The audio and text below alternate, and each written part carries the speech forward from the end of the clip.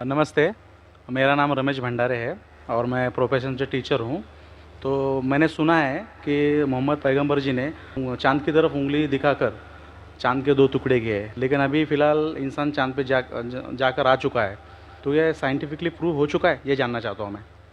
भाई साहब ने मुझे नमस्ते कहा। कुरान की आयत है सूरह निसा सूरह नंबर 4 आयत नंबर 86 में, कोई भी आपको अगर विश करता है तो उसको और बेहतरीन तरीके से विश करो, या कम से कम उतना। आपने कहा नमस्ते, मैं आपको फिर से नमस्ते नहीं कह सकता हूँ। क्यों? नमस्ते के मानी है कि मैं आपके आगे झुक रहा हूँ। इदम नम में मतलब आपके आगे झुक रहा हूँ। झुकना सिर्फ है ईश्वर के सामने। तो मैं कहूँगा मेरे आगे झुकना हराम है, इसलिए मैं कहूँगा अस्सलामु अलैकुम, आप पे सलामती हो। ये सबसे बेहतरीन तरीका है। इसीलिए मैं नमस्ते का जवाब नमस्ते, क्योंकि मैं नमस्ते के मानी जानता हूँ। अक्सर हिंदू नमस्ते के मानी जानते भी नहीं। नमस्ते आता है इदम नममे से, आप मेरे सब कुछ है, मैं आपका सब कुछ नहीं हूँ। कुछ कुछ आपको हिदायत दे सकता हूँ, हिदायत देने वाला अल्लाह सुब्हानहू व तआला है। हाँ, तो इसीलिए मैं नमस्ते का जवाब दूंगा अस्सलामु अलैकुम, अल्लाह की सलामती आप पर हो। आपका सवाल था कि मोहम्मद सल्लल्लाहु अलैहि वसल्लम चांद के 2 टुकड़े कर चुके हैं, इंसान चांद पे जा चुका है, तो साइंटिफिकली साबित हुआ कि ने चांद के 2 टुकड़े हुए क्या नहीं। कुरान की आयत शक्कुल कमर की कई हदीस है। हम मानते हैं कि ये मौजिज़ा था जो अल्लाह ने किया। मौजिज़ा किया अल्लाह ने मोहम्मद सल्लल्लाहु अलैहि वसल्लम के जरिए। आज साइंटिफिक रिसर्च हो चुका है और कुछ एस्ट्रोनॉमर्स जो फल्कियात के माहिर है वो कहते हैं कि एक चांद पे एक फिशर है। फिशर मतलब एक लकीर है। क्या है पता नहीं। तो हम कहते हैं कि ये लकीर शायद निशानी है जब अल्लाह के पैगंबर मोहम्मद सल्लल्लाहु अलैहि वसल्लम ने शक्कुल कमर, कमर के 2 टुकड़े किए थे। टुकड़े हो गए, वापिस हो गए, तो ये फिशर है। तो साइंटिफिकली एक फिशर है। क्या है लोग को पता नहीं। तो मैं कहता हूं इंशाअल्लाह वो फिशर वही है जो अल्लाह के रसूल ने टुकड़े किए। लेकिन आज अगर कोई कहेगा कि चांद के टुकड़े 2 हो गए इसलिए मैं इस्लाम में मानता हूं, शायद, लेकिन आज दौर मौजदा का नहीं है, चमत्कार का नहीं। आज दौर है साइंस का। और सबसे बड़ा चमत्कार जो आखिरी पैगंबर मोहम्मद सल्लल्लाहु अलैहि वसल्लम ने किए वो है कुरान। सबसे बड़ा चमत्कार है। जो मैं तकरीर दी थी सबसे पहले बार पूना में असेंबली हॉल में, कुरान और जदीद साइंस, उसके जरिए पता चलता है कि कुरान हम साबित कर सकते, अल्लाह की किताब तब भी साबित कर सकते थे, आज भी और ता क़यामत तक। तो ये मेन चमत्कार है। कोई भी इंसान पढ़ेगा, अगर आपको अरबी ने तर्जुमा पढ़िए और अगर सही नियत से पढ़ेंगे, आपको अल्लाह ताला हिदायत ज़रूर देगा। हिदायत मतलब सही रास्ता दिखाना। तो सही रास्ता जो है वो आखिरी कलाम खुदा का, वो कुरान शरीफ। Hope the answer the question. मेरा नाम अभिजीत जावलकर है और मैं कंप्यूटर इंजीनियरिंग स्टूडेंट हूँ। सर, मुझे आपसे ये पूछना है कि अगर कोई मुस्लिम कुरान के ऊपर हाथ रखकर कोई कसम खा ले तो क्या वो कसम वापस ले सकता है? भाई साहब ने पूछा है कि अगर कोई मुसलमान कुरान पे हाथ रख के कसम खाता है तो क्या वो कसम वापस ले सकता है कि नहीं। आम तौर पे कोई भी मुसलमान कसम खाता है, चाहे कुरान पे हाथ रखे या नहीं रखे, उसे वापस नहीं लेना चाहिए। अगर उसे पता चला वो कसम गलत चीज़ है, किसी को नुकसान पहुंचा रही है, तो वापस ले सकता है। तो एक मोमिन, एक मुसलमान अगर अपने ज़बान से कहता है, कसम खाता है या इंशाअल्लाह कहता है, उसका फ़र्ज़ हो जाता है कि उसके ऊपर अमल करे। कुरान पे हाथ रखना नहीं रखना ऐसा कुछ लिखा नहीं है। अगर उसे पता चलता है कि मैंने कुछ गलत चीज़ कह दिया हूँ और किसी का नुकसान होगा, या शरीयत के खिलाफ है, कुरान के खिलाफ है, अल्लाह के रसूल के पैगाम के खिलाफ है, फिर उस कसम को तोड़ सकता है। लेकिन आम तौर पे अगर वो कुरान के खिलाफ नहीं है, मोहम्मद सल्लल्लाहु अलैहि वसल्लम के पैगामात के खिलाफ नहीं है, तो उसे अमल करना चाहिए। ऐसी कोई चीज़ नहीं कुरान के ऊपर। लेकिन अगर वो अल्लाह का नाम लेता है और कसम खाता है, आम तौर पे अल्लाह का नाम छोटी मोटी बात में नहीं लेना चाहिए, लेकिन अगर वो अल्लाह का नाम लेके कोई कसम खाता है, takes N oath in the name of अल्लाह सुब्हानहू व तआला, फिर उसके ऊपर और लाजिम हो जाता है। और अगर वो उस कसम کو پوری نہ کر سکے اسے کفارہ دینا پڑتا ہے, اسے جرمانہ دینا پڑتا ہے. Hope that answers the question, brother. My name is Keith Silvera, and I'm doing my master's in clinical psychology. So I'm really honored listening to you. Actually, I just want to clarify something, that for a large chunk of Christians, actually, like the Orthodox Christians, the final authority actually is the church. So the church and the Bible is like a part of the church. So the church has like the final authority with interpreting, So we don't like directly interpret it, but like the church would be the final interpreter. However, my question actually is on another point. Some Western scholars have been like studying all the hadith and kind of thing and translating them, and they claim that that some of them contradict others, and that certain Islamic scholars in the Middle East, on various contemporary issues, they hold different opposing views, and they use different hadith which have very very respected lines of transmission. And that though they have those very respected lines of transmission, some of them seem to contradict each other. So that's what they claim. Do you really feel it is true? And are there certain hadith which have a higher authority than others? And so then those would be the ones that we definitely have to follow, and then some others which are not so this thing. So I wouldn't mind if you answered in Urdu too. Thank you very much.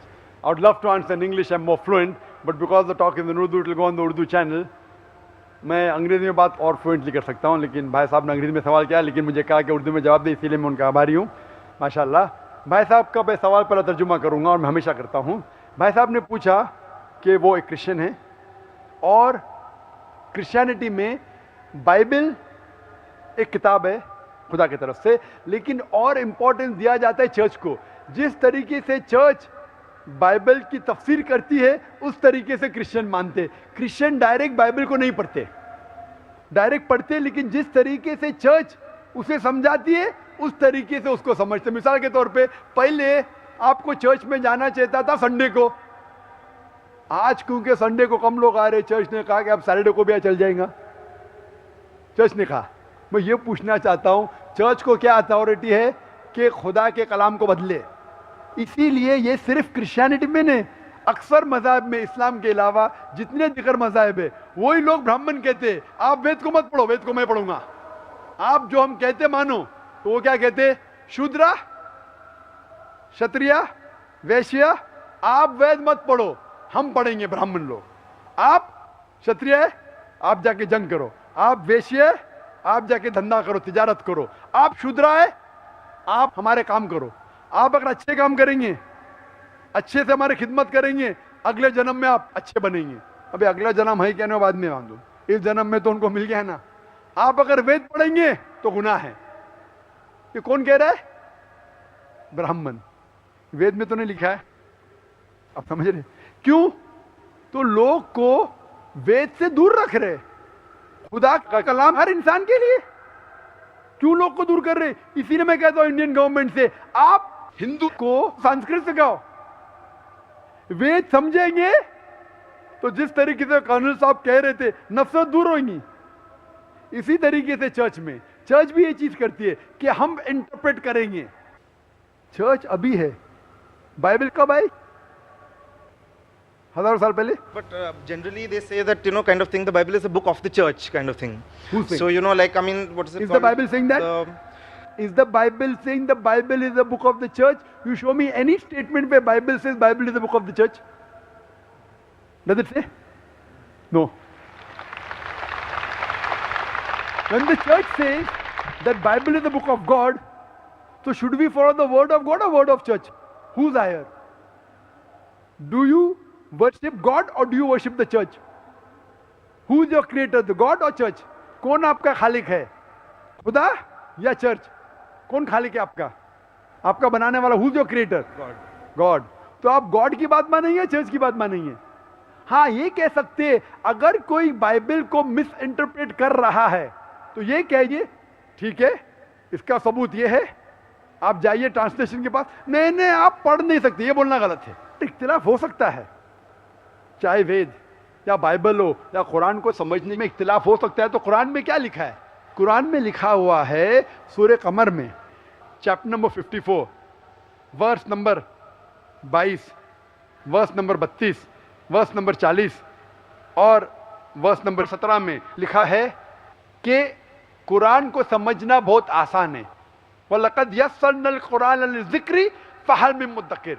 ہم نے قرآن ایک آسان بک نازل کیا آپ کے لیے, تو کون اس کے اوپر عمل نہیں کیے. لیکن ساتھ میں یہ بھی لکھا ہے سورہ نحل میں سورہ نمبر 16 آیت نمبر 43 اور سورہ انبیاء سورہ نمبر 21 آیت نمبر 7 میں کہ اگر آپ نہیں سمجھ سکے تو آپ اس انسان سے پوچھئے جو علم رکھتا ہے.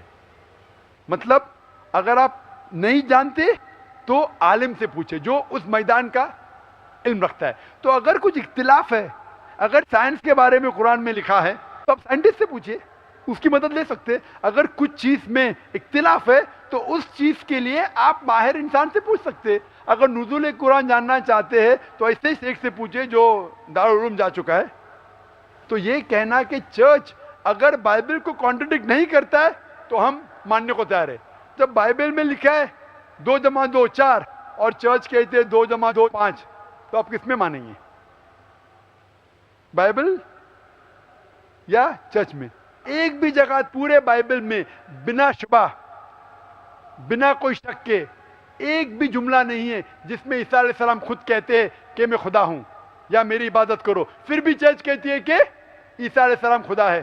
تو اب کس میں مانیں گے, بائبل میں یا؟ عیسیٰ علیہ السلام خود کہتے ہیں کہ میں اپنے آپ کچھ بھی نہیں کر سکتا ہوں, چرچ کہتا ہے کہ وہ خدا ہے. تو اب کس کی بات مانیں گے؟ اگر میں بائبل کو مس انٹرپریٹ کرتا ہوں بتائیے, ذاکر آپ غلط ہے. بائبل میں یہ حوالہ دیجئے, میتھیو میں لیوک میں لکھا ہے کہ عیسیٰ علیہ السلام خود کہتے ہیں میں خدا ہوں, ایک بھی نہیں جملہ ہے. یہ میرا چیلنج ہے. جب میں چیلنج کر رہا ہوں دنیا میں کروڑوں لوگ کے سامنے, میں ڈیبیٹ کر چکا ہوں امریکہ میں, یو کے میں, ہندوستان میں, کئی ٹاپ اسکالرز سے, وہ جب ثابت نہیں کر سکے پھر بھی آپ بولتے چرچ کی بات مانو. How would you interpret? ابھی میں آتا ہوں آپ کے سوال کے اوپر, میں سوال پہ آپ کے آتا ہوں حدیث کے بارے میں. So no, sir, that I just want to verify. How would you interpret the part in 1 Corinthians where it says that the church is the pillar and bulwark of the truth? 1 Corinthians میں لکھا ہے کہ church is the truth and The pillar and bulwark of the truth. Bulwark of the truth. Corinthian کس نے لکھا ہے, کس نے لکھا ہے کورنتھین؟ Saint Paul. ہاں, Saint Paul. سینٹ پال, خدا نے نہیں. بالکل صحیح. تو میں یہ کہتا ہوں کہ وہ جملہ بتاؤ جو عیسیٰ علیہ السلام نے لکھا ہے. ہم مانتے ہیں کہ انجیل اللہ کی وحی ہے, عیسیٰ علیہ السلام کے ذریعے نازل کی گئی. کورنتھینس جو پال کی, ہم پال میں مانے یا عیسیٰ علیہ السلام میں مانے؟ عیسیٰ علیہ السلام کہتے ہیں کہ اللہ کی طرف جانے کے لیے آپ احکامات کو مانو, کمانڈمنٹس کو مانو. کورنتھین میں لکھا ہے چرچ از اے بلمارک. کورنتھین میں لکھا ہے کہ پرانے عہد نامہ کو چھوڑو, عیسیٰ علیہ السلام کو مانو کہ صلیب پہ چڑھ گیا. تو آپ پال کی بات مانیں گے یا عیسیٰ علیہ السلام کی بات مانیں گے؟ کس کی بات مانیں گے؟ تو جب بھی ٹکراؤ ہے, اگر ایک کتاب پال نے لکھی, سینٹ پال نے, ایک جملہ عیسیٰ علیہ السلام کا ٹکراؤ ہوتا ہے, کس کی بات مانیں گے؟ عیسیٰ علیہ السلام کی. بالکل صحیح. اسی طریقے سے حدیث میں بھی آتا ہے. حدیث بھی کئی قسم کی حدیث ہے. ہم مانتے قرآن میں اور صحیح حدیث میں. قرآن اللہ سبحانہ و تعالیٰ ایشور خدا کا آخری کلام ہے, اس میں بالکل ملاوٹ نہیں, کیونکہ خدا خود کہتے ہیں, اللہ سبحانہ خود کہتے ہیں سورہ ہجر میں سورہ نمبر 15 آیت نمبر 9 میں, ہم نے قرآن نازل کیا ہے اور ہم اس کی حفاظت کریں گے. اس میں کوئی ملاوٹ آ ہی نہیں سکتی. دوسری چیز ہے حدیث. حدیث محمد صلی اللہ علیہ وسلم کا عمل ہے, ان کا قول ہے. حدیث اکٹھا نہیں ہوئی تھی. حدیث اکٹھا ہونے کا سلسلہ شروع ہوا 50 سال بعد, 100 سال بعد. تو ابھی ہم تحقیق کرتے ہیں یہ حدیث صحیح حدیث ہے کیا نہیں, کیا اللہ کے رسول نے صحیح میں کہا کہ نہیں. تو تحقیق کے بعد اسکالرس کہتے ہیں یہ صحیح حدیث ہے, یہ ضعیف حدیث ہے اور یہ موضوع حدیث ہے. تو اس طریقے سے حدیث کی کیٹیگری, صحیح حدیث پہ عمل کرنا چاہیے, ضعیف اور موضوع حدیث پہ ہمیں عمل نہیں کرنا چاہیے. صحیح حدیث میں بھی کرائٹیریا ہے, 10 کرائٹیریا ہے جو وقت نہیں کہنے کے لیے. تو حدیث میں بھی کرائٹیریا ہے صحیح یا غلط, اور اس کے ایک سائنس ہے. خالی نے یہ مانو اس میں مت مانو, وہ سائنس ہے جس سے پتہ لگ سکتا ہے کون سی حدیث صحیح ہے کون سی ضعیف ہے. تو یہ جو اسکالر جو جاتے ہیں وہ ضعیف حدیث کوٹ کرتے, موضوع کوٹ کرتے, جو ہم بھی نہیں مانتے. تو وہ جو غلطی نکالتے وہ حدیث کو مانتے ہی نہیں کہ صحیح حدیث ہے. مسلم کو صرف ماننا چاہیے قرآن اور صحیح حدیث. Hope this answers the question.